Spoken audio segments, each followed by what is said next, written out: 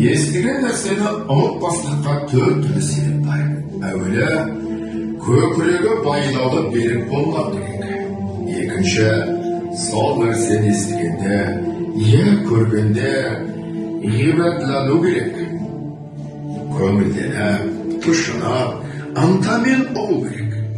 Үшінші, сол нәрсені ішінен бірнеше уақыт қайтарып, ойланып, көңілге бекіту керек. Төртінші, ой кеселді нәрселерден қашық болу керек. Егер кез болып қалса, салынбау керек. Ой кеселдері, уайымсыз, салғырттық, ойыншы күлкішілдік, бір қайғыға салу, бір нәрсеге құмарлық пайда болу. Бұл төрт нәрсе күллі ақыл мен ғылымды тоздыра